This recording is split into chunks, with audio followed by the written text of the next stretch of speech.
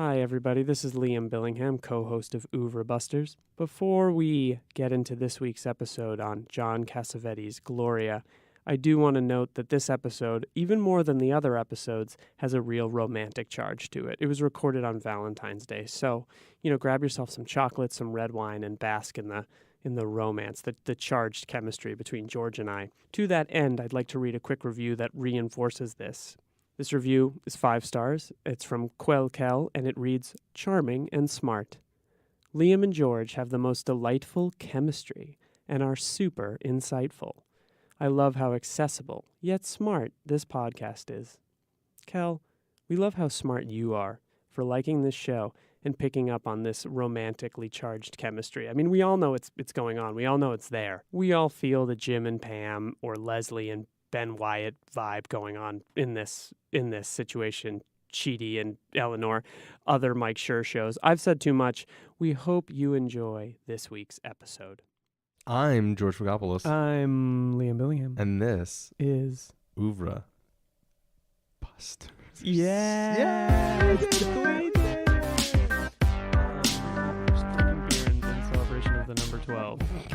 If it is number 12. We don't remember. We have to edit all this out if it's not. So what are we discussing today? We're discussing Liam? the 1980 film Gloria. It's John Gloria.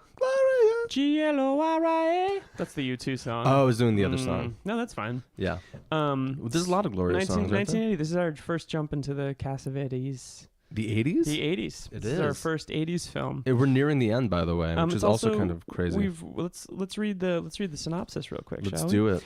The mob eliminates Jack Don and his family. His 6-year-old son, Phil, escapes with Gloria, the girlfriend of one of the gangsters, but they are chased because of a book containing mop accounts. Damn straight. And that's pretty much the entire That is the entire plot of Gloria.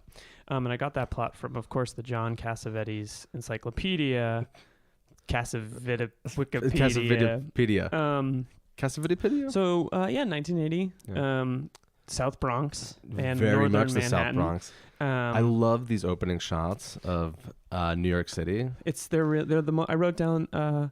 Well, first of all, I wrote these opening titles are incredible. They're beautiful. They are, yeah. Ramar Bearden, that's right. You're talking about the credit sequence? Yeah. So it's so funny, too, because not to show my intellectual street cred, but I was like, these paintings look like them Ramar Bearden's. And you know what? They were Ramar Bearden. Very famous African-American artist. He did a lot of really interesting collage work. But yeah, I was like, wow, these credits are really beautiful. And then it said, paintings by Ramar Bearden. I was like, wow, that's pretty fucking awesome. Isn't it really nice when someone starts to talk about something? I'm not being. You're looking at me like I'm about to dunk on you.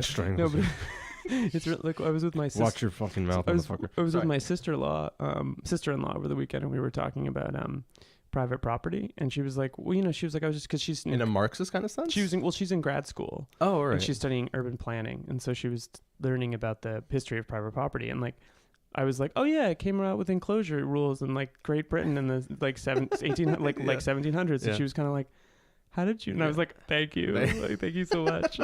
I'm pretty well versed in private property, Rebecca. Thank you, college education. I didn't get that in college. I got it 2 years ago. Yeah. It's a good time to be a socialist.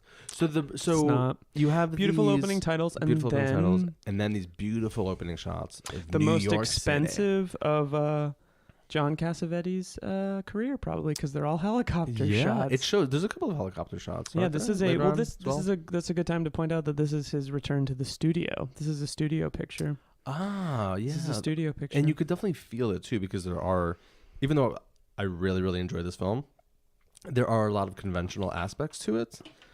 And I don't think that's necessarily a bad thing, but it definitely shows. Let's get into this idea that convention is bad, because I think sometimes you and I will be like, well, it's very conventional. I think it just not in a bad way. But not in a bad way. No, I actually think John Cassavetes wears convention pretty well. He does. Yeah. Like a well-tailored suit, am I right? So this film begins with these really amazing helicopter shots, and then all of a sudden we're basically on the street. And we know that one of the things... By the way, sorry, can I just go Yankees? Good shot of Yankee Stadium. Go Yankees. Boston fucking sucks. So Gloria lives in the shadow of Yankee Stadium, along with the Don family, which is made up of the wife, who is this really amazing actress who's got one scene at the beginning where she's on a bus and she's going home, and there's a kind of an interesting open sequence because she's on the bus and she gets off the bus and she gets into her apartment and she seems a little harried. She's got like one of those shopping carts, and then there's a black guy standing in the first of all. There's before that too. There's the guy in the lobby. There's a guy in a funny a mob guy wearing a shirt that was definitely worn or bought like in the mid 1970s, but he's still wearing it in 1980. And she notices him, and she gets, and we don't know. What I love about this opening is we have almost no context. Totally. And the film, the music is the score to this movie is something to discuss, but it's very like dramatic. And she gets onto the elevator, and we cut to the floor that presumably she lives on, and there's a black guy, and he's kind of just like acting goofy, whatever. Yeah. And then he kind of blocks her exit from the elevator, and this was the first time in the movie where I was like, yeah. But then to be fair, this goes away very quickly. It does. But there's like this sort of like woman feeling threatened by a black person. Yeah. Moment in the film, but I think also you have to think a little bit about the time when the movie was made and what would have been going on in New York. So it's like, I don't know. It was I mean it's problematically tinged, to say the least. Right, there is totally. and we'll talk about also the scene later though, which is actually it's a little bit funny where the white dude in the cab is racist towards the black cab driver, but we could talk about that later. That's awful. But Zelmo? Yeah, the Zelmo scene. So she enters into her apartment. Go ahead. No. That's what I was saying. Take the wheel. So she enters into their apartment. She's also, by the way, Puerto Rican, which is kind of an interesting... and much younger than her husband, played by a very famous actor and director, Buck Henry. Which is also a great porn name, by the way. Buck Henry. Fuck Henry would be a better one, but it's chill. I feel like that's too obvious. Yeah, okay, sorry. Cool. He's like, I'm Fuck Henry. All right, you're clearly in porn. So he has a daughter. So it's Buck Henry and this actress, whose name we should get, but they have two children, Phil and another girl whose... The actress's name is Julie Carmen, and she plays Jerry Dawn. She's married to Jack Dawn, and their son Phil Dawn. And there's the daughter too. The daughter who and the grandmother is unnamed, and they're all clearly stressed out, and we don't know why. We don't know what's going on. There's talk about making food, but really they just need to get out of the house, and they're very stressed. And you keep cutting downstairs where there's more like sort of vaguely Italian American looking men. Collecting in the lobby. It doesn't take a master's degree to realize that there's something going on with the mob. Yeah. And we actually, to the movie's credit, don't really find out until much later in the film exactly what's going on. Totally. But there's a sense of tension, and it works really, really well. I like that the discussion, the dialogue in the apartment is very kind of convoluted. Like at some point the husband is saying to the wife, like, or she asks him, like, oh, did they hear you? Like, apparently he overheard something, or he said something. And obviously they took it to be that he knows about something that was going on. Eventually you find out that he's been stealing money from the mob. Well, actually, he's been ratting on the mob. Oh, that's right. Also, and because he's their accountant. He's their accountant, and he's like looks like such an accountant. He does look like. It's interesting casting to cast like the whitest man in the world in this character, playing with this it's an interesting casting. She's so much younger than he is. She is. And yeah. I mean, he's white and she's Puerto Rican. That's not really a thing, but it's more just like they're just an unusual pairing. I thought it was totally. An odd casting choice. Yeah, like she's way out of his league. Did you recognize Gangster Number 2? I did not recognize Tom Noonan. Tom Noonan from Last Action Hero? No. He was the Reaper. I've seen. He's in Heat. Oh. He's in RoboCop 2. He's in The Monster Squad, which is a film that needs to be covered on this podcast. He's a very famous actor. He was on he was on Louis C.K.'s show is for Monster a few Squad, episodes. with Wolfman and Dracula? Yeah, dude. Yeah, of course. I've definitely seen Monster Squad. Yeah, that movie's amazing. They're planning a remake, and I'm unhappy about it. Are they? Yeah. So nothing is sacred anymore. The family's sort of frantic and deciding what to do, and all of a sudden there's a knock on the door, and everyone freezes, and Buck Henry goes to the door, and he looks at the people, and you see a woman light a cigarette, and like maybe it's because we've been watching John Cassavetes movies for months, but like the sight of Jenna Rollins showing up in a John Cassavetes movie is like when Captain America shows up in Infinity War. You're like, yeah! It's about It's fucking like the time. extended Cassavetes multiverse. I think I looked at the time code and it was only like 12 minutes in, but I was like, it's about fucking time. This movie's only 2 hours long. Come on. And she's just like smoking, and she's like, ran out of coffee. And she's such a great she's just such a great fed up New Yorker. In this she's film. so goddamn good. So she comes into the apartment and it's revealed that she and Julie are friends. Are friends. And not just neighbors. Not just neighbors, but friends, and that they're in trouble, and she doesn't have a lot of information, but they ask her to take the kids.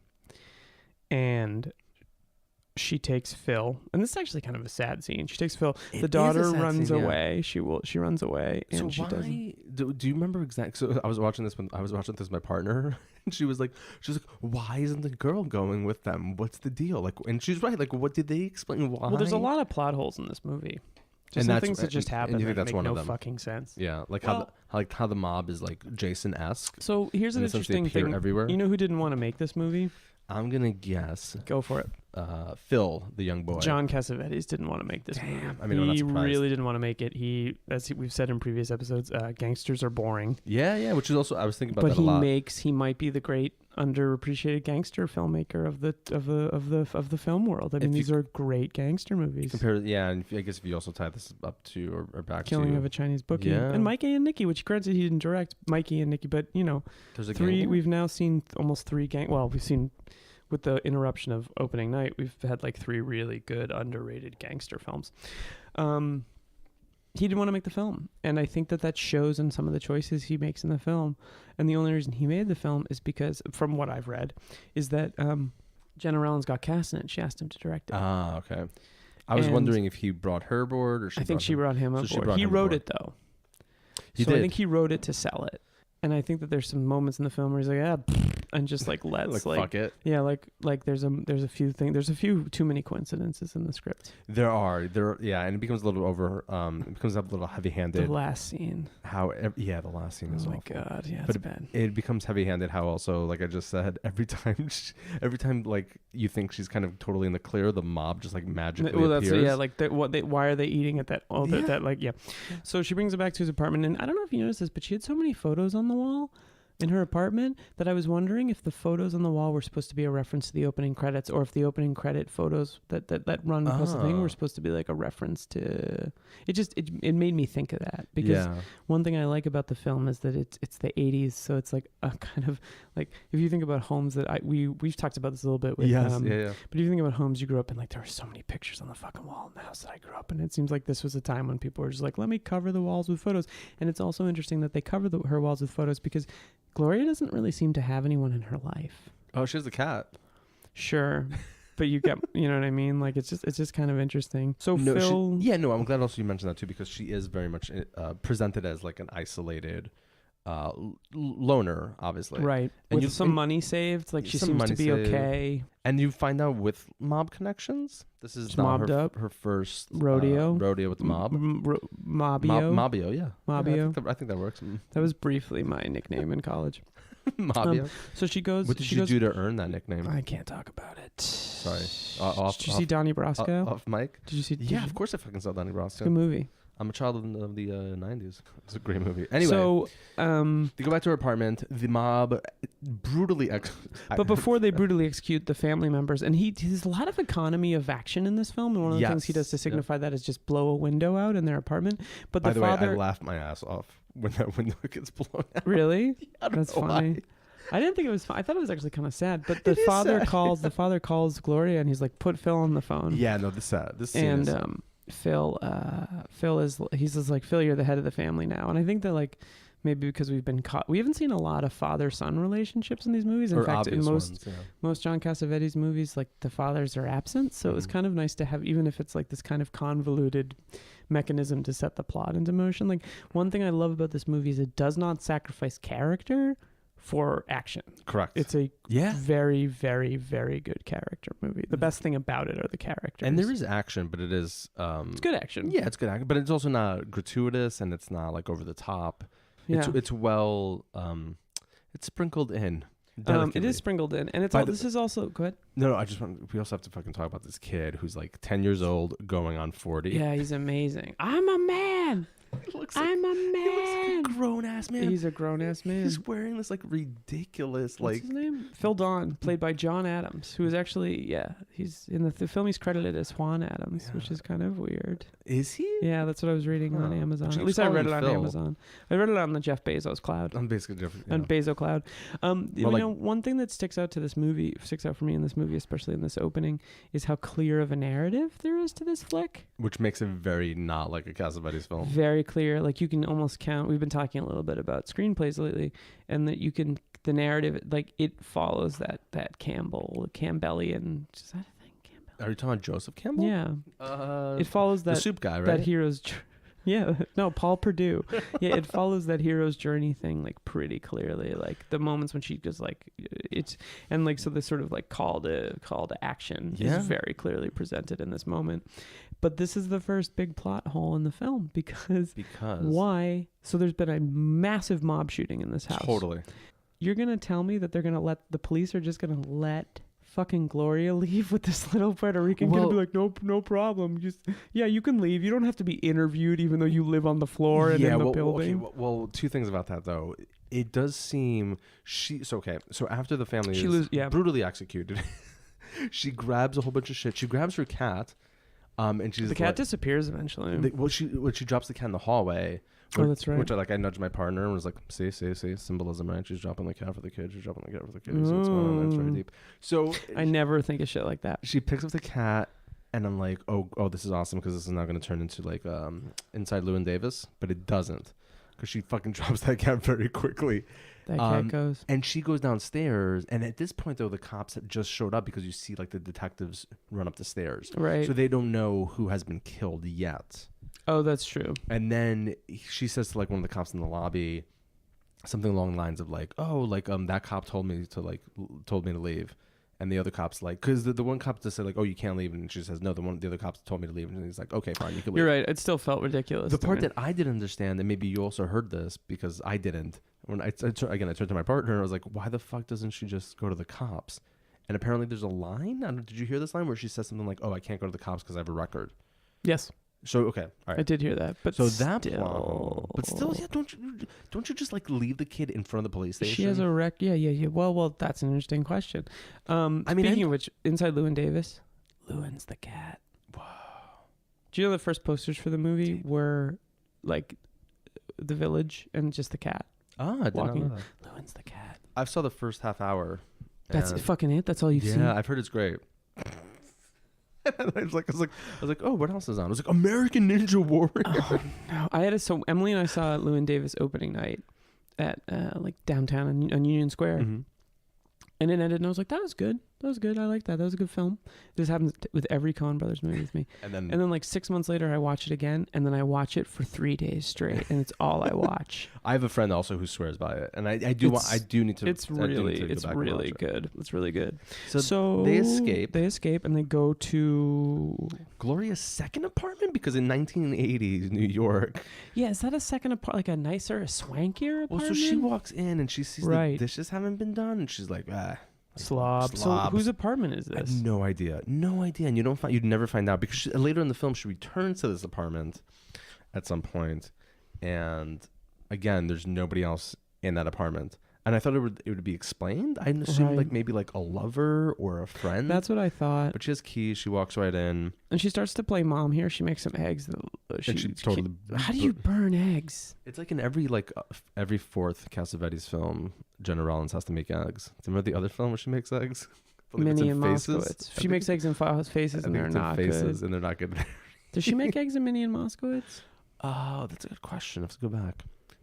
Dear gentle listeners, please let us know if Jenna Rollins makes eggs. Hey, Keith. Minnie Moskowitz. Keith, can you let us know which film Keith, babe, it's Liam. Can you just let us know which film Cassavetes makes, makes Jenna Rollins make eggs in? Thank you, by the way, for also constantly downloading the same episodes over and over and over again. It's really helpful. We're moving up in the download world, and we just know it's you clicking and deleting and then downloading Stitcher and iHeartRadio and all the other apps. He's dedicated. We should also point out that Phil has some book, like accounting books or like an accountant book that his dad gave him. And he said, like, this is your Bible. This book has all the Take numbers. it. This book has... And that's why the mob is now chasing them. The mob is looking for Gloria and Phil. Yeah, so 2 reasons. Phil is both a witness to murder and also... Though he's not a witness to murder. Right, because he was with Gloria. And that's what actually later on Gloria tries to say that, tries to kind of like... to the mob, like, hey, the kid didn't see anything. Fucking ices 4 people. Oh my God. I have to... I know that hasn't happened yet. But there's also this hilarious scene where... because the dad also... some of the last words to Phil from the dad are like, you're the man now. It's like, this is your book. You're the man now, dog. You're He's the like, man now, dog. You're the man. You got to take care of things, right? Like, you're the man. And like... After the first escape or something, the kid has this like amazing like breakdown where he starts like screaming at Gloria. Yeah, where he's like, I'm the man. So they go to her apartment, her second apartment. She goes to take a shower. Yes, and he runs out, and he goes and gets a paper, and he reads the paper. Oh yeah, which is amazing too. And then he comes back, and he's sort of waiting for her, and she's like, I'm going out. I'm gonna go deal with some things. And he's like, I'm going with you, and she's like, no, you're staying here. And he's like, I'm the man. I'm the man. You can't tell me what to do. I'm the man. Which is kind of an interesting moment in the film because it plays a little bit with like, everyone in the movie talks down to this kid except for Gloria. She's just kind of like, hey, your parents are dead. Although she really... Well, no, because she keeps saying something like, oh, you're just having a bad dream. You're just having a bad dream. But she also said, but at this point she says to him, like, you're not the man. Yeah, like, what are you talking about? So as they're having this argument where he's kind of like, I'm in charge. And she's like, no, you're fucking not. And this is one of the moments in the film where I was like, Cassavetes actually, in a conventional sense, has better instincts for comedy than drama. Like, he's really good at finding the comedy in this movie, and he really overdoes it with the drama in a lot of this movie. They're like exchanges at times are like amazing, right? Because I think is this also the part where he says something like, he's like, you're ugly, you're a pig, you're stupid, right? Exactly. Yeah. And it's also great too because obviously it shows that like it felt real to me in the sense of like, how would a kid actually like process this, like knowing that both he's now dependent completely on this woman. But also, he's like, who the fuck is this woman? Yeah. He doesn't know. I mean, he barely knows her. What has my life become? I mean, yes, I'm 40 years old, and I'm wearing these like really tight like bell bottoms. That shirt's the best. He doesn't change his clothes in the entire film. It's actually a little weird. Yeah. He's the scene where also when they go to the flop house and he's in his underwear, I'm like, this kid has more stylish underwear than I do. It's really well, some of these tighty whities. They're not tighty whities. There's like a floral pattern on them. Okay, but they're still like of the same. They're like tighties. They're like the early or late 70s versions of like MeUndies. Sponsored by MeUndies. Store your junk, MeUndies.com. Anyway, so at this moment as they're arguing, and there's this kind of hilarious like kind of 8-year-old boy like kind of being gross but also hilarious and like understandably traumatized, the mob shows up. Dun, dun, dun. And this is they narrowly escape. And what's great about this scene is that it's so like Cassavetes really knows how to shoot action. He's a good action director, and it's because he doesn't overdo it. There's not like crazy angles. It's not like a Paul Greenglass handheld thing. Yeah. It's just very like following the action, relying on cutting. It's very, very effective, I found. It is, yeah. So is this when they exit the building and she actually has like a crisis of faith of like, am I going to do this or not? The cops come from, the guys come from above and below, and they manage to hide and then sneak down the stairs, and it's like very well staged. Oh, wait, but there's also the scene where the mobsters see her and they look over the banister and like, oh, it's Gloria. Yeah. And the kid's really attached to her. And she has like this moment where she's like, you know what, kid, I don't want to deal with you. I don't want to deal with you at all. And then the mobsters pull up in a car. Dun, dun, dun. And she's like, and what's great about this moment actually is that like, if you've ever dealt with a kid, the way that he grabs onto her, it's like, that's how kids treat adults. Like when they're needy, like he just won't let her go. But this car pulls up and like, yeah, she's having this first like wavering, this moment of like, what do I do? I don't know what to do, whatever. And these mobsters pull up in the car and they're like, give us the kid. And she's like, no, like he didn't witness anything. And they're like, come on, Gloria. And then she pulls out a gun and fucking kills all 4 of them. And they start to drive away and she shoots the driver and the car flips over. It's amazing. It is amazing. This was the scene. So I should say like I wasn't totally sold on this film for the first like 20 or 30 minutes. Yeah. And it was this scene that totally fucking did it for me. She totally ices these motherfuckers without even a thought in the world. She just whips out her 6-shooter and just like blows them She blows away. the fuck out of these guys. And she blows them away. And she does not stop murdering people for the rest of the She kills like 10, upwards of 10 people. A whole bunch of people. I think, was this when I texted you and I said like Jenna Rollins in the Die Hard remake? Yeah, so good. I would watch the shit out of that. I don't know if now, when she's 80 years old, but you know this film was remade? Yes. With Sharon Stone, directed by Sidney Lumet. I did know. Oh, I didn't know. I remember when it came out. Sidney Lumet. Wow. Mm-hmm. I think Sidney was Sidney Lumet. I wouldn't be surprised. He's great. Did you see it? He is great. No, I've never seen it, but I remember when it came out. Sharon Stone is actually a really good choice if you're gonna recast like the legend. Somebody like us, because she kind of has that kind of toughness about her. She's a good actress. So then they go to the bank, and Gloria gets her money out of the safe deposit also, box. apparently, early 1980s New York, you could just run around the city like brandishing a weapon, and nobody will like say anything. They also get into a cab, and the cab driver's like, "That looks like a pretty bad accident." She's like, "We don't want to talk about accidents," and they drive away. She's so funny in this movie because I think Cassavetes gave her carte blanche. She was like, "Listen, Jenna, I don't really want to do this thing. Also, I'm dying of alcoholism. Will you take the reins?" And like, I think when he gets out of when like he's just got to make a movie, he's like really is. I mean, that's not to say the other movies aren't great; they're amazing. But just like the cleanness of this thing like makes it a very totally, it's one of the. So I was thinking, if many people.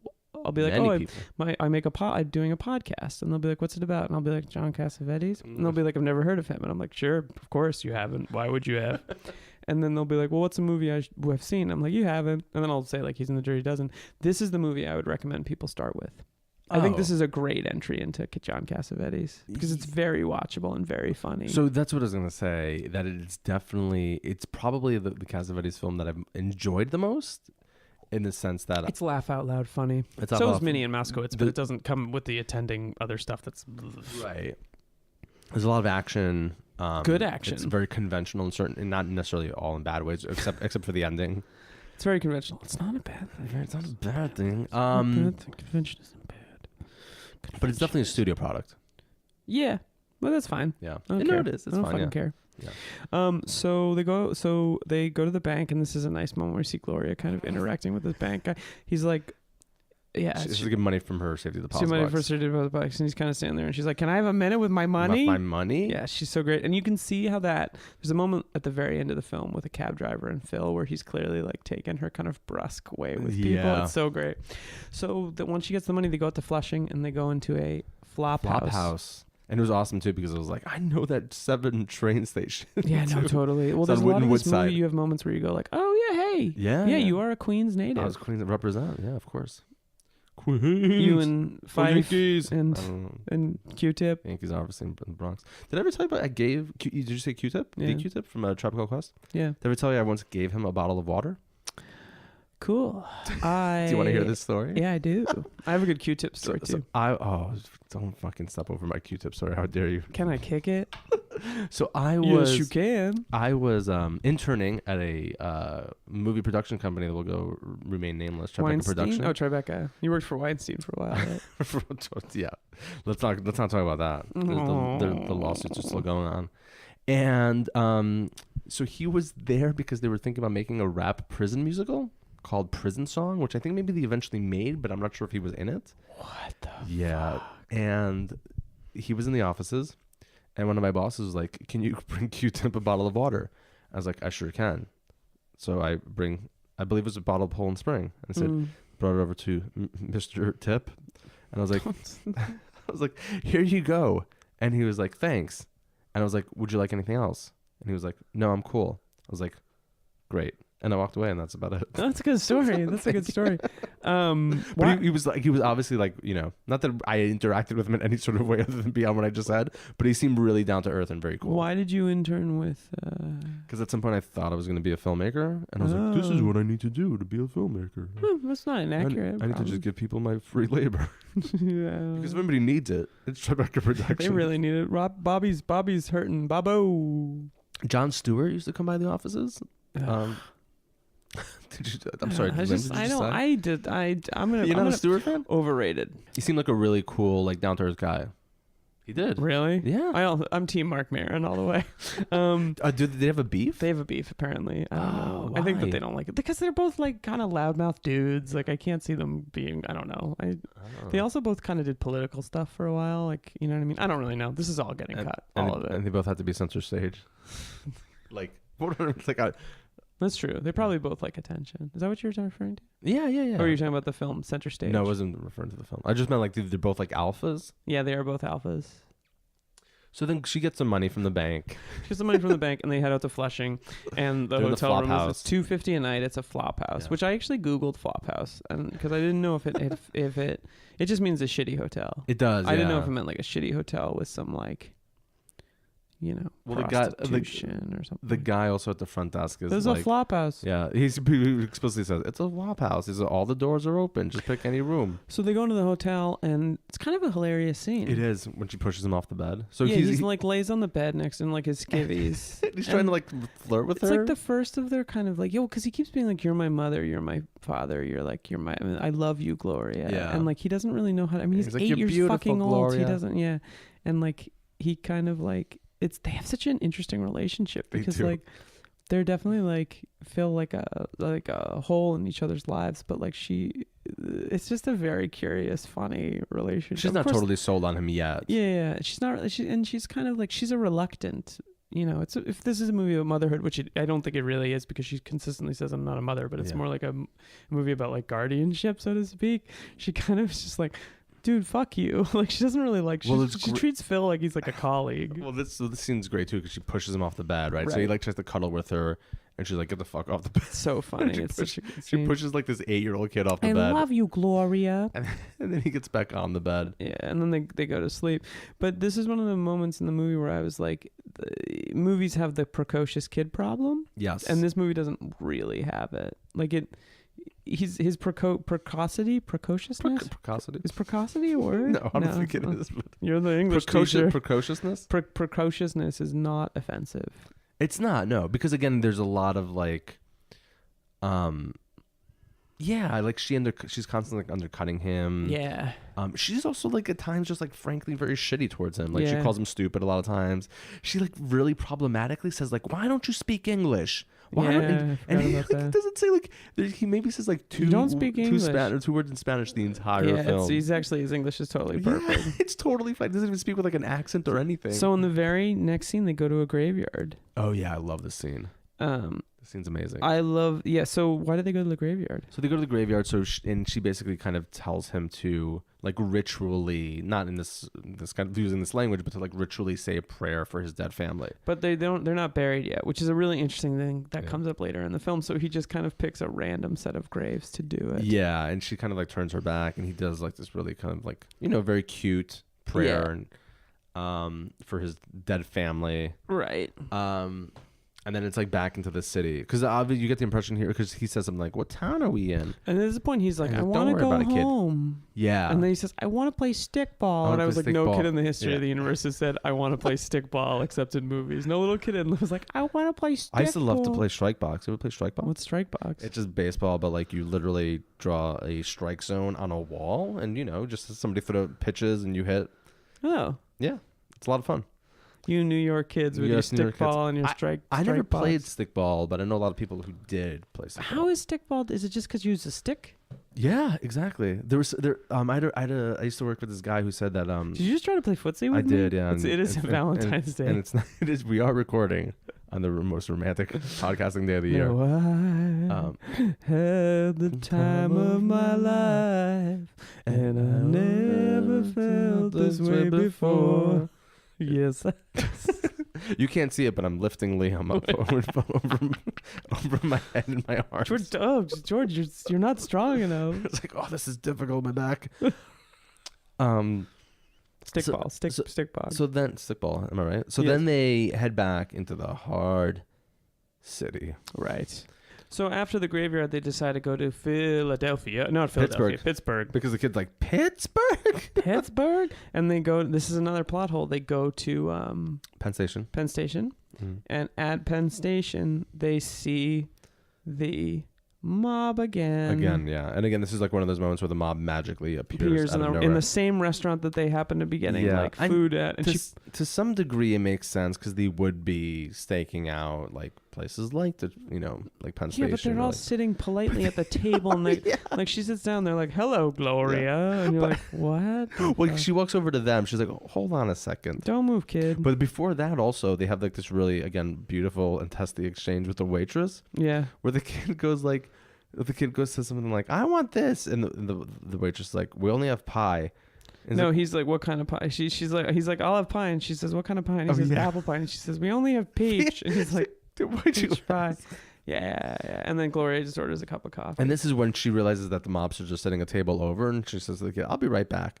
She walks over to them, and this is where kind of like she says, she begins to like try to bargain with them. She's like, "Leave the kid alone. I'll give you the book. He didn't see anything. I'll give you the book." And the one guy says, "Oh, I can't I'm not, my boss is the one who makes the deals." Right. And he says like, "I don't trust these other guys here, even if you were to give me the book." The bombsters in this movie are very generic. I really missed my Timothy Carey. They are, yeah. I mean, they're Seymour Cassell. They're totally window dressing.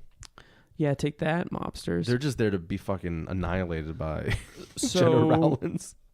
At this exact just moment, walking corpses. So then she pulls a gun and they run. So they escape Penn Station and they go back to her apartment. Her second apartment. She has a second rejection of him. Yeah, she kind of just, and she's like, doubting herself again. So they kind of like, she just kind of like leaves him there, but he follows her out. Yeah. And as they're going, she kind of like, he's following her like a puppy, and she finally walks into a bar, and that bar, the bartender is played by Lawrence Tierney of Reservoir Dogs fame. You may not remember. I remember, yeah. That was like the guy who organized them all, right? Yeah. Joe. Yeah. And she asks the bartender, like, "Hey, there's this kid outside," and he feels rejected, so he goes home. Yeah. Well, it's also great too because they have like, she exchanges some dialogue with the bartender, like, "Are you always open this early?" Because it's like 9 o'clock in the morning. God, which doesn't sound appealing, but also it's nice that there's like a bar that opens at 8 a.m. Like somewhere in New York City, there's always a bar that's open at 8 a.m. I've never drank that early in the morning. Yeah.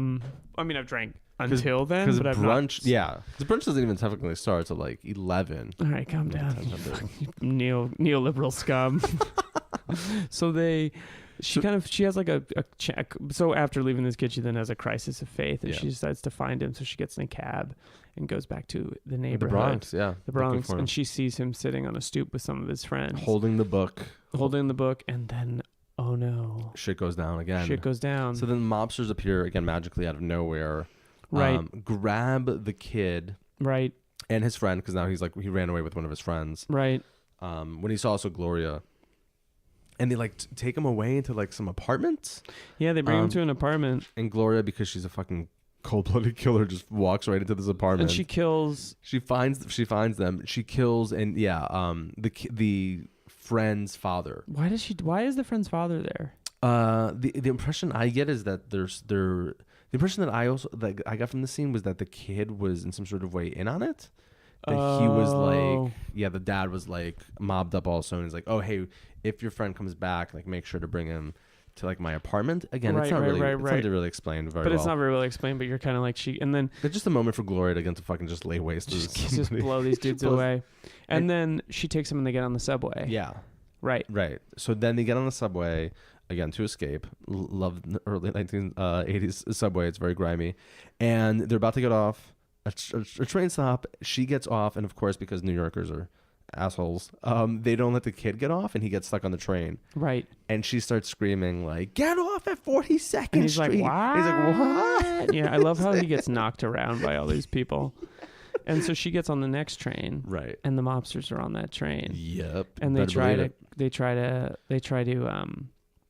kind of grab her, and she's so smart. She punches one of them in the face. Right. So when he punches her back, because the whole train descends on this guy and separates. It's funny you should say the whole town too, because it's like this is like the kind of film that makes New York seem like it's so fucking small, where like you turn around any corner and like, oh my god, there's mobsters running. Like she bumps into the guy on the bus that she knows, like earlier in the film. She didn't really get into. She's on the bus and she's like, "Hold on," and this guy's like, "Gloria, you're in big trouble." And it's like, why the fuck is this guy on this bus? He was mobbed up, right? Yeah, of course he was mobbed up, right? Yeah.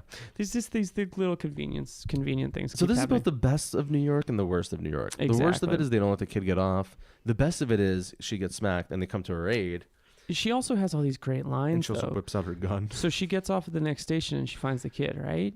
And also a lot of punks here, right? She's like, I'm gonna take you out, Make punk. my day. She says, "Make my day." Does she at one say point. make my She day? says, "Make my day." It's very Dirty Clint Harry Eastwoody, reference. yeah. But she keeps having these great lines where she's like, "Oh, you're making," like she's basically like, "Oh, I will do it." I'll like do it's it, yeah. so they're so good. So then So they escape. she they goes go to to a 42nd hotel. Street. Right. She goes to 42nd Street. She finds the kid there. Yeah. Another great scene where the train pulls into the station and he's just like waving at Yeah. her. Hi. He's like, hi. Right. So they reconnect. They go to this hotel. This is where she then, like, while he's sleeping, right, she goes downstairs to get like coffee and donuts. Donuts and Zelmo. Can we just pause and just coffee and donuts? My God, is I there had better half a combination? donut today. And please tell me, give me all the details. It I can live vicariously was through very you. good. It was very good. Well, it was Valentine's Day, so there was lots of sweets. Nice. Yeah. So this was at work. You were like, yeah. You were like, Just yeah, sounds good. tell me about that donut. So then she goes. Keep going. She goes to buy donuts. Right. By the way, I totally called it. I said to my partner, "I was like, this guy looks so fucking Greek," and he was. He was. Selmo? No. The guy at the donut place. Oh, really? Because she says something like, "I only got 100," and he's like, Don't worry it. about He's it. like, just take it. There's Just donuts. take it. He's Yeah, like yeah. exasperated. Just take it. 100. By the way, I'm pretty sure $100, 1980 now money is like $33,000. So she's walking Did you around. fucking work out the inflation for I that fucking did. too? She's walking around like, here, do you have change for $33,000? And he's like, no, I don't have fucking change for $33,000. That's how much you're making a year. College cost $100. So this is when she runs into Zelmo. Right. Um, Zelmo from Minnie and Moskowitz in this film. Not yeah, named Zelmo. so wait, I'm confused. She gets into the cab. Or She they gets both into get he gets and he into runs into the cab, and then he jumps in with her, which again is so Minnie and Moskowitz. It's like the same goddamn thing. Yeah, and he basically says to her like, "Hey, Gloria, we go way back. If you turn yourself in, it'll be good for me." Right. Right. And she starts like attacking him. Well, she was like, "Get your hands off me!" Yeah. And the cab driver's like, "What are you doing?" And he says to the cab driver, "You look like an ape." Yeah, which is like obviously horribly fucking racist. Woof. But it's also like, what better way to paint this person as a complete and utter like human bin of trash than to like have him? He's on the screen for like 30 seconds, and yeah, he goes he's from like awful. goes from being like obviously this guy who's trying to get her turned into the mob to also being like a racist asshole. But she escapes him, and she gets back home. Well, also the cab driver pulls over and he's like, "Get the fuck out of my Yeah, he cab." throws that guy up, but then she runs out the other side. runs Like, out the well, other he's side. confronting Zelmo. And She unfortunately, runs she the other leaves side. the donuts behind. Which, like, maybe the greatest travesty of the film. Yeah, one can only wonder what kind of donuts they were. Were they glazed? You know what this movie loses? That maybe a Donuts? a Yeah, less. that's what we're saying. Dude, fucking, I don't just. We just You know what this said movie? lost the donuts. I know. Let's move on, lard lad. Can I just drink to the? Drink to pour one out for the donuts into your mouth. I'm actually kind of hungry. Are you? Well, of course. Yeah, I want donuts. So at this moment she goes back to the apartment, and there's actually like kind of a good this movie does really well at getting it like hopelessness. Like they seem real fucked at this point. They I think she do. actually says at this point like Phil says like they're gonna catch us, aren't they? And she's like, yeah, probably. Yeah, it's gonna happen. Right. She's very stoic in the face of right. certain annihilation. No, totally. She goes back to the hotel. Right. And she says to Phil, I'll be back in 3.5 hours. Because at this point, she also called up Tanzini, the mob boss. And she's like, I'm going to try to make a deal with him. She gives him a shit ton of money. And she's like, put this money in your socks. Right. And if I'm not back in 3.5 hours, meet me in the Pittsburgh train station. There's always a really cute moment where he goes to the clock and is like counts like Yeah. 1, 2, 3. I hate his little fucking kid voice. I hate it. It's part of his precociousness. Precocity. Yeah. Is this also the part where he says, I think it's a little bit earlier, but he says like, I love you, Gloria. You're my mom, my dad, and my girlfriend. girlfriend. Yeah, exactly. So she goes to Tony's office. Tony is the big boss, and it's revealed Tony here. or Tanzini? Tanzini, right? Tanzini, I have right? Tony written down, but We call him Tony. Tony Tanzini. He won't mind. So it's revealed that Tony Tanzini Of Terrytown. is Just trying to get the alliteration. I got it. Is her ex-lover. Yes. Louvert. Yeah. By the way, did you totally get like a Sallow vibe from this apartment? Because at some point, I wrote down background of Tony's office. What? because there's a whole bunch So of she like goes to his half apartment, naked and dudes. the bathroom there's all these they're like sunbathing or like sitting in saunas, and And like, like you're you definitely know there's some like young teenagers in like a tub full of shit eating like apples with razors in them. Should we do Pier Paolo Pasolini? It would force me to watch the entirety of that film. Have you seen it before? No. Yeah, I haven't seen it only either. bits and pieces. I had a professor in college. The shit pieces or the poop? Which Like pieces? we did there. I have a professor in college who said he saw it in a movie theater, and a couple of rows in front of him was Jackie Onassis herself. Oh. And then about like 45 minutes into the film, she got up and like walked out because she couldn't deal with it. Fucking Jackie. Come on. So then she tries to bargain I'm not with going to him. put this in the recording, but her husband's literally got blown away in front of her, and she couldn't handle and she couldn't handle Salo. That's a good point. That's a good Woof. point. Come Yeah. on, Jackie. I mean, you could leave that in there. It's been a while. Yeah. Too soon, As an too Irish soon. Catholic from Boston, I'm pretty sure I would be disowned. So she tries to bargain for the kid's life, and she basically says, like, she brings him the book. She's like, Yeah, here's the book. Leave this kid alone. Leave the kid alone. And actually, at one point, she asks for a cigarette, and he lights a cigarette, and they have this like long look at each other. Yeah. That's kind of the whole movie. Like it's really, really great. It's really and he well pours her earned. like a glass of wine. Right. But there's also the dialogue in the scene is great because they're clearly like talking about her own death, but Right. not in a direct manner, because she says something along the lines of, you guys are gonna have your day, and that basically means like like I'm done for. Right. So she leaves. She gives him the book, and then at some point, basically, she says like, Well, they give her a drink, and she takes a sip of it, and she goes L'chaim. "L'chaim." Which Yeah. I thought was very. I don't know. I mean, it doesn't mean it, but it was just kind Is of she funny. supposed to be, we don't know if she's Jewish or not. No.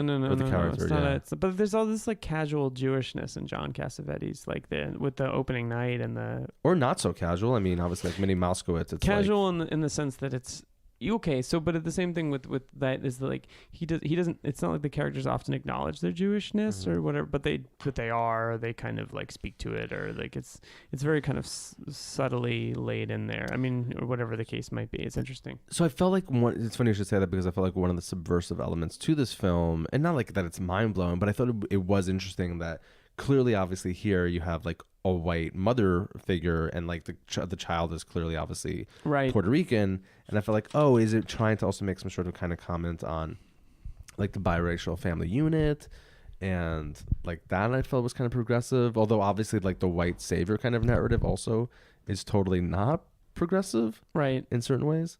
Okay, so he pours her the wine, takes a sip, drinks a lot of it. And she does drink a lot of it, yeah. And she basically, and this is where she kind of says, she turns away and she's like, I'm going to walk out of here. She begins to walk out, and he clearly is kind of like doing the moral calculus of like, Right. do I kill her or not kill her? He doesn't want to. He's like, I love you, and I love the little boy. That's right, yeah. And they sort of talk a little bit about their relationship. Their past relationship. And he's like, oh, fuck it. And then he runs. He's like, she's getting away. And then she shoots one of the guys, right? She shoots the guy outside. She shoots the guy out. Yeah. Who's already been in the movie a couple times, but I just like, love how he's she like just like whoa. boom, like Yeah, I feel without like, even I thinking think about we're it. underemphasizing what a badass Jenna Rollins is in this kills, movie. like so many people. So many people get murdered I in this forgot- movie. You're right. So she kills the guy who's standing outside the door. And then she gets on the elevator And this is a cool scene, yeah. So they start shooting into the elevator, yeah, into the elevator shaft. And with obviously, like a normal like, gun and then a bigger gun. yeah, and you're like, oh my god, what's going on? So then it cuts, right? All you see, the last thing you see of Gloria is her getting to the elevator and her being The shot gun at. going off, and then it Top. cuts to the little boy, Phil back in the He's- hotel room. Yeah, he's in the hotel Sorry, room. in the apartment. He's no, I think it's the hotel, right? Because he's about to leave. Yeah, you're And right. he goes downstairs and he asks for change. I think that might have been a little Do bit you before. have change? You know, it's For right about there. 100? Yeah. Well, they call and they're like, "Will you be staying another day?" Yeah, And he's like, "Yes, we will." 2 nights. 2 nights, right? Yes. So he's also shaving in the mirror, and he's not shaving. He just looks. Is like this a he's Home 40 years Alone old. joke? Yeah. No, I'm just thinking because he looks like I he's thought you 40 were making like years a Home old. Alone joke. I took a shower watching every part of my body with. So he goes downstairs and he asks the concierge, like, "Do you have change for 100?" Which I know is like $33,000, but still, do you have change? And the concierge looks at him and he's like, "How would you want it?" And he's like 5s and 5 1s. And the guy's like, "Okay." "Okay." I wanted him to be like 33,000 pennies. So then he gets on the train and he fucking goes to Pittsburgh, Goes to Pittsburgh. which I would not recommend to my worst. So he enemy. goes. I've never been to Pittsburgh, but I Neither liked have I. that book, The Mystery Oh, of no, wait, I'm not Pittsburgh saying by that. Michael Chabon. I have been to Pittsburgh. When'd you go to Pittsburgh? For Modernist Studies Association conference. Sure. Boring. So dumb. How was the Chabon book? It's very good. His books are all good. Is it Chabon? Chabon. I believe in France it's Chabon. Chabon. So the kid goes to Pittsburgh. And he gets off the train and there's a man that touches him on the shoulder and was like, "Can I help you?" And I was like, "Eee!" That's right. These like business dudes, like, what are you doing here, young man? He's And like, he I'm here to wants close a deal. to go to a 40-year-old cemetery. man. Yeah, he wants to go to a cemetery. Sorry, I jumped on your. No, it's okay. It wasn't that Did really you know funny. that $100 is $33,000? Well, I did because I'm a businessman. Look at my suit. Hello, I'm Mr. Business. I made $200 bills last year, which would equal $66,000. That's what I make. Adjusted for inflation, that is. My friend owes $23,000. And he's wearing a top hat and a monocle. He's like- Mr. Peanut. It's like, It's actually Jeff Bezos. It is. It's totally Jeff Bezos. He's like, you look like you can be a mighty Would you fine like, chimney would you like sweep. me to drop you off at the cemetery with one of my Amazon drones? That joke was maybe a few words too long. So he asks the guy how he gets to a cemetery, and he goes to the cemetery. He gets dropped off, and he says to he has an exchange that Gloria has with many a cab driver That's throughout the right. film, where he's like, "Just wait for me." Yeah. And the cab driver's like, "How much money do you have?" And he goes, "Hey, mister, I got more money than you could not." And he pulls all the wad of money out. He's like, "Is this enough money for you, And he, you fuck?" And he throws it at him. And the guy's like, cool. Yeah. And then he goes, so I had trouble figuring out why he was at the cemetery. I kind of forgot about that. You forgot about the earlier scene. But then it's kind of moving because he goes to a grave and he's like, "Hi, Gloria. I miss you and I love you." And I at this love point, you. also, I'm dying inside because I'm like, yes, this is how the film should end. Right. It's such a good ending. And then the cab pulls away. And you're also like amazing because now not only is the kid alone in the cemetery praying to his dead friend, but also the cab has left It's a sad ending. Yeah, it's a sad. But all of a sudden, a black Rolls Royce or something pulls up, and an old woman oh my God, I can't even. An old woman gets out of it. Get to it. And it cuts to a wider shot from Phil's POV, and it's Jenna Rollins, and she goes, "Aren't you gonna say hi to "Aren't your you gonna grandmother?" kiss your grandmother? Yeah. And you're like, Like what? why is she disguised as an old lady? Yeah. And I actually would have been fine if that's how it ended. If it ended right there, that would have been fine. It I would have been still wouldn't have funny. been okay with it, but okay. But then the orchestra swells. Yeah. And Phil runs over to her. In slow-mo. This film has a 2-hour running time, and this scene is an hour 45 of it. In slow-mo, he runs over and they hug, and they're like... Like they did that the other 15 minutes is just Gloria Gloria blowing Rollins people away. blowing away. Yeah, exactly. They hug, and her wig comes off, and then the credits start, and you're like, I wrote, "What is this ending?" ! Question mark. ! Question mark. It is so egregiously bad. Yeah, it's awful. I had a moment where I was like, is John Cassavetes trolling the audience? It's so bad. It's so well, and this is where the conventionality of it kind of really just shits This the isn't bed. conventionality. This is like John This Cassavetes is- looking at the camera. This and is like a winking. friend in college shitting on your car. Am I right? It's so bad. It's previously on Previously on- stories. It's a rough ending. Yeah, and it almost derailed the entire film for me as well. So we've moved rather sloppily through this Did film. we? I feel. This is the tightest Did Uber we Busters miss- yet. Did we miss any of the? I do want to say something though. Can we just talk about its theme? So yes, I'm troubled also with children. the white savior narrative of it all. But B, you said earlier that you don't think this film's about motherhood, and this film's entirely about motherhood. Right. Well, I guess what I mean is that what I appreciate about the movie's point of view on that stuff is that if this is a character that has the license to be like, I'm not a mother, which I appreciate. I don't think that John Cassavetes is awash in sentimentality enough to not allow it. Maybe it's about motherhood, but it's about a reluctant motherhood, which is pretty interesting. That I agree with. But there's also that one line, I think it's the mob boss, right, who says something like, to her, Every like, woman is a mother. every woman is a mother, yeah. Like, of course you love the kid. Every woman is a mother. Yeah. Which is like a very pale male patriarchal. Without question. And yeah. again, this is this is like the third film in a row, absent Mikey and Nicky, that really like takes a character at odds with society. And whereas like Husbands is kind of this group think kind of, or it's a movie about like three people kind of like saying fuck you to society, but like in a very privileged way. And only for a certain amount of time. Yeah. You have Killing of a Chinese Bookie, which is kind of about this guy. Like I was thinking more about Killing of a Chinese Bookie recently, and how like the facade that he creates around his life it's not only a rejection of like, you could say the film is a metaphor for filmmaking or art making, but it's also just kind of like a, we talked about how it's political. It's also kind of like a fuck you to capitalism. Like this isn't a guy, or like the sort of structures that are in place. This isn't a guy who's like, he's like gone off and killed a bunch of people for like, somewhat U.S. business interests in South Asia. Right. Like, you know what I mean? Like he's kind of pushing back against like a kind of like stale way of living. And then opening night is about I think in some ways is about a woman who's kind of like, I'm not going to be your like performative monkey, so to speak. And then this film is kind of like, I'm not going to fulfill the role that all these people, I'm not going to give you this kid.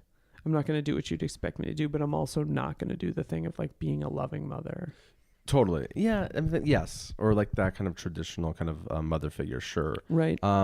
Doesn't mean it's not about motherhood, but it's a more nuanced look at it. And if Ben Gazzara is like supposed to be like a kind of theater director, then clearly Gloria's art is murder and just the interesting and just the ability to just lay to waste to put an end to human life like nobody else. There's a scene that we kind of missed earlier on to speak to that where they go to this fancy hotel and they sent up like a bellboy with a set of flowers, and she's like, if I have to blow somebody else away, it's no big deal to me. And you're like, what the fuck? She like whips out the gun and she's like, I'm not scared. And kid. I gotta say that like we in addition to maybe not sort of not dwelling enough on her badassery in this movie, and I tweeted this earlier, but there is no movie without Jenna Rollins. This particular movie. She's like, of course. She carries this whole movie, and like, John Cassavetes, it's a well-directed movie, but you can tell that he's not really trying to innovate or push. He's just making a good film, and it's a very good film. But like, what makes the movie work is the slowly building relationship between Phil and Gloria, and how they eventually like kind of learn to love each other by being very truthfully dead like very, very honest with one another. Yeah. And I think also, and her performance makes that whole thing work. And you texted me while we were like sort of kind of both watching this almost at the same time, and you're like, Rollins better than Cassavetes. Yeah. And I was like, well, I mean, I think obviously they're clearly their roles in all of these films or these collaborations are so radically different.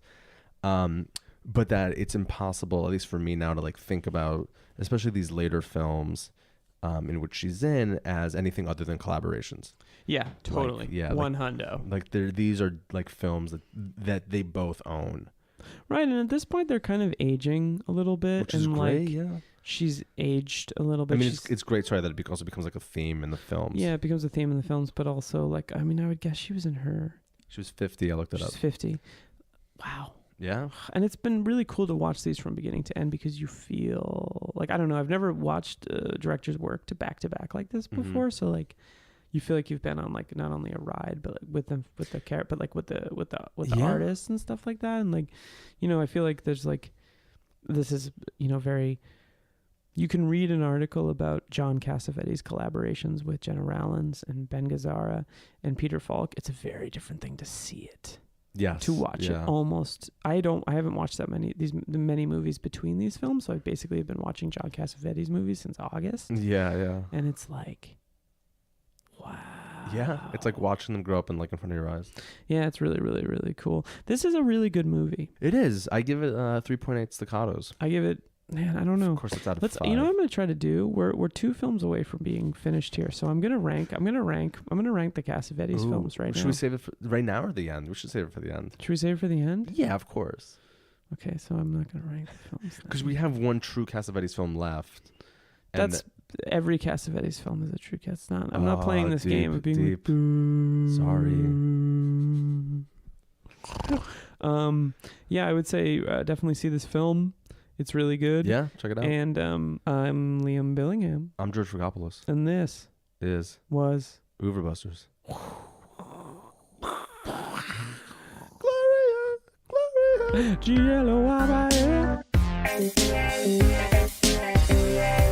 Yo, I'm keeping it fucking real. I'm reading Sid Field. I'm not reading Robert McKee. Fuck Robert McKee. Fucking story. Fuck you, McKee. Yeah, that's right. I said it. Your cameo and adaptation was shit. I love that movie though. No, that's a really good movie. It's really good. It's one of the best Spectrum. It's the white guy.